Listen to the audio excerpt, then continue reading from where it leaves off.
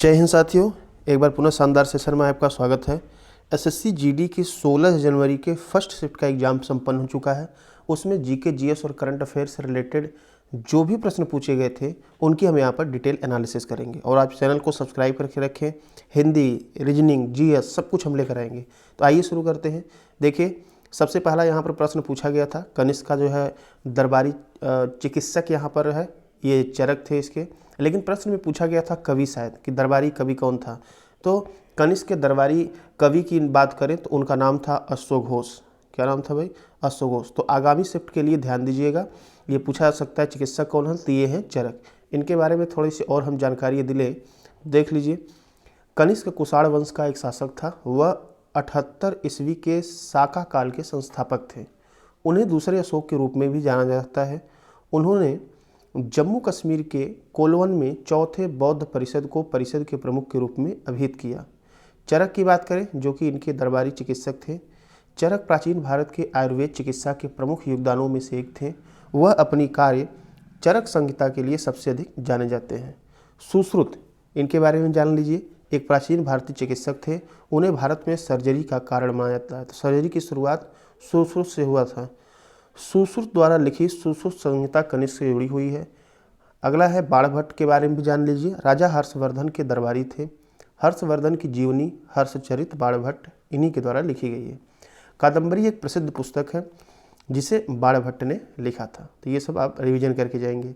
पूछा गया था कौन सा बाह्य ग्रह है, तो इसमें अगर हम बाह्य ग्रह की बात करें तो इसमें आपका जो है बृहस्पति आपका जो है बाह्य ग्रह हो जाएगा।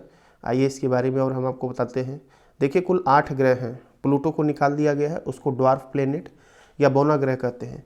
तो बुध, शुक्र, पृथ्वी, मंगल, बृहस्पति, शनि, अरुण, वरुण, ये जो है आपके 8 है। आंतरिक ग्रह होता है बुध, शुक्र, पृथ्वी, मंगल। शुरू के 4 आंतरिक और लास्ट के 4 जो है बाह्य ग्रह होते हैं, बृहस्पति, शनि, अरुण, वरुण। आंतरिक ग्रहों को स्थलीय या रॉक ग्रह भी कहा जाता है और बाहरी ग्रहों को जोवियन या गैसी ग्रह भी कहा जाता है। आगे बात करें, अगला प्रश्न यहाँ हिंदी साहित्य अकादमी से संबंधित पूछा गया था कि 2001 में हिंदी साहित्य अकादमी किसे दिया गया था। तो देख लीजिए, पुरस्कार के बारे में बात करें तो ये जो है हिंदी साहित्य अकादमी पुरस्कार है। शुरुआत इसकी 1955 में हुई थी। पुरस्कार राशि जो है 1 लाख रुपए है। प्रथम विजेता आपके माखनलाल चतुर्वेदी हैं और वर्तमान में 2022 के इसके विजेता हैं भगवंत अनमोल। आगे इसमें बात करें तो 2001 का जो पूछा गया है वो भी जान लीजिए। ये अलका सरावगी, ये कली कथा वाया बाईपास, इस उपन्यास के लिए इनको दिया गया था। देख लीजिए, अब है तो यहाँ पर देख लेते हैं। 2002 में राजेश जोशी को दिया गया था 2 जातियों के बीच कविता संग्रह के लिए। और 2000 में मंगलेश दुबराल को जो हम जो देखते हैं इस कविता संग्रह के लिए इनको प्रदान किया गया था। आगे देखिए, अगला प्रश्न राज्यपाल से संबंधित पूछा गया है। पश्चिम बंगाल का जो है राज्यपाल कौन है, देख लीजिए। 5 साल के लिए राज्यपाल की नियुक्ति होती है, राष्ट्रपति के प्रसाद पर्यंत होते हैं। और पहले पश्चिम बंगाल के राज्यपाल थे जगदीप धनखड़। अब जो है राज्यपाल बदल दिए गए हैं। अब इसके जो है नए राज्यपाल जो बन गए हैं सीवी आनंद बोस बन गए हैं, ठीक है, क्योंकि जगदीप धनखड़ जो है ये क्या हो गए हैं, देश के उप राष्ट्रपति हो गए हैं। चलिए आगे बात कर लेते हैं। अगला पूछा था कि भारत में 2022 से पहले लोकसभा चुनाव कब हुआ था। तो देखिए, अब ध्यान से देखेंगे तो ये 17वीं लोकसभा था, 2019 में हुआ था। अब जो है 2024 में अर्थात अगले साल लोकसभा चुनाव का आयोजन किया जाएगा, जिसमें बीजेपी ने 303 सीटें जीती थी, ठीक है, और भाजपा के गठबंधन वाली 353। आगे बात कर लेते हैं। अगला यहाँ पर पूछा गया था जलियांवाला बाग हत्याकांड कब और क्यों हुआ था। तो ये देख लीजिए, रॉलेट एक्ट के विरोध में अमृतसर के स्वर्ण मंदिर के निकट जलियांवाला बाग में 13 अप्रैल 1919 को बड़ी संख्या में लोग उपस्थित हुए थे।